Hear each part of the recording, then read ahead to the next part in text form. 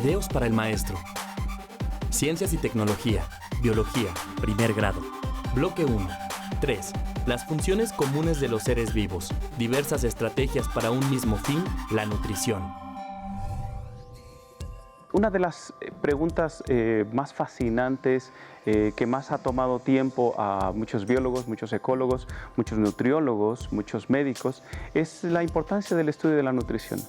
Dentro de los aspectos biológicos, muchos de los cuales trabajamos con diferentes funciones en los organismos, hay una parte muy fundamental que tiene que ver con lo que hacemos en nuestra vida. Gran parte de nuestra existencia la dedicamos a alimentarnos. Desde que estamos pequeños, desde la fase de huevo, por ejemplo, en muchos organismos, hasta la fase de vejez, los organismos dedicamos mucho tiempo a la alimentación. La alimentación en los seres vivos animales, a diferencia de las plantas, nosotros tenemos que obtener los alimentos a partir de otros seres vivos, es decir, no producimos nuestro alimento. Las plantas obtienen de la luz, obtienen la energía para poder producir su propio alimento, y es que entonces nosotros podemos usar las plantas para comerlas, o los organismos que se alimentan a su vez de las plantas. Nosotros, por lo tanto, se nos denomina a los animales como heterótrofos, y a las plantas se les denomina como autótrofos, que quiere decir que las plantas producen su propio alimento mientras que nosotros no lo producimos. Ese es el significado de autótrofos para las plantas y heterótrofos para los animales.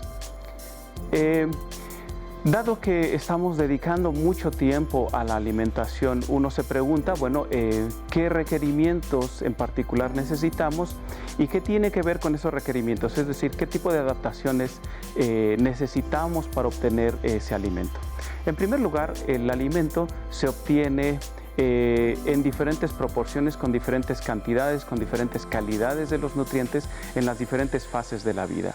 No es la misma, por ejemplo, no es el mismo balance de proteínas y carbohidratos que requiere un bebé o una ave pequeña, un polluelo, por ejemplo, que lo que requiere un adulto. En este sentido, por ejemplo, podemos dividir las adaptaciones en dos grandes fases. La primera, o dos grandes vertientes. La primera tiene que ver con el tipo de nutrientes y la cantidad que se requieren según la edad de los organismos, la edad de los animales, y en segundo lugar, el tipo de función que desempeñan estos organismos en la naturaleza. Dentro de este segundo faceta, vertiente, podemos dividir a los organismos en cuatro grandes grupos. Están primero los herbívoros. Los herbívoros se dividen a su vez en otros tres grupos. Los primeros son los animales que comen las partes verdes de las plantas, como son las hojas. Estos organismos les llamamos folívoros. Estos organismos tienen adaptaciones muy particulares para poder encontrar estas plantas, estos recursos, para poder digerir estos recursos y para poder maximizar el uso de estos.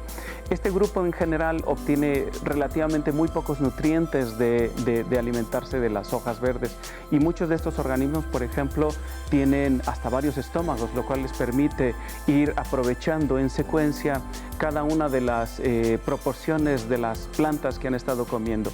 Es el caso, por ejemplo, de muchos mamíferos, de muchos insectos que tienen que utilizar estas adaptaciones para poder maximizar, decimos nosotros, la cantidad de energía y los nutrientes que se adquieren a partir de estas plantas. El segundo grupo dentro de los herbívoros están los que se alimentan de los frutos. Los frutos rinden mucho mayor cantidad de nutrientes, por lo cual no requieren los organismos comer o consumir tantos de estos recursos.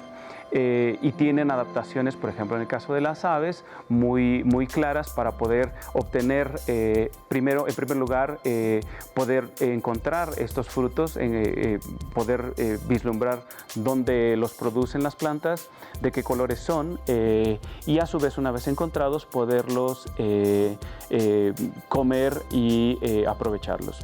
Un tercer grupo dentro de estos herbívoros son los organismos que se alimentan de las semillas. Las semillas tienen una gran cantidad de nutrientes, especialmente proteínas. Están preparadas para dar origen a una nueva planta y por eso tienen esta gran cantidad de acervo energético. Una serie de organismos se ha encargado precisamente de aprovechar este recurso. Y las plantas, de hecho, en muchos casos dirigen sus esfuerzos, decimos nosotros, para que estas semillas sean consumidas y después quizás depositadas en las excretas en otros lugares, lo cual podría propiciar que las plantas se propagaran. Un segundo grupo, después de los herbívoros, son los carnívoros. Los carnívoros se alimentan de otros organismos vivos. Estos organismos vivos ocurren en forma de presas y estos carnívoros son los depredadores, ¿no? Estos depredadores tienen también una serie de características, han evolucionado varias adaptaciones para poder encontrar a sus presas, poder lidiar con ellas y poder comérselas. Un tercer grupo son los organismos que se alimentan a partir de la carroña. Los organismos que han muerto, que son cadáveres, tienen todavía este otro grupo de organismos que aprovechan estos últimos nutrientes a partir de eso. Tenemos estos organismos, ejemplos como por ejemplo los buitres, algunos escarabajos, algunas bacterias que consumen estos últimos recursos en la escala trófica. Y finalmente, un cuarto grupo son los filtradores. Estos filtradores son organismos que a partir de lo que está presente en el ambiente, sea agua o aire, aprovechan los recursos alimenticios de esta parte del ambiente. Estos cuatro grupos son los grandes grupos tróficos dentro de los animales que podemos dividir en cuanto a sus funciones en la naturaleza. Bueno, espero que esta información les haya sido sumamente útil. Muchas gracias.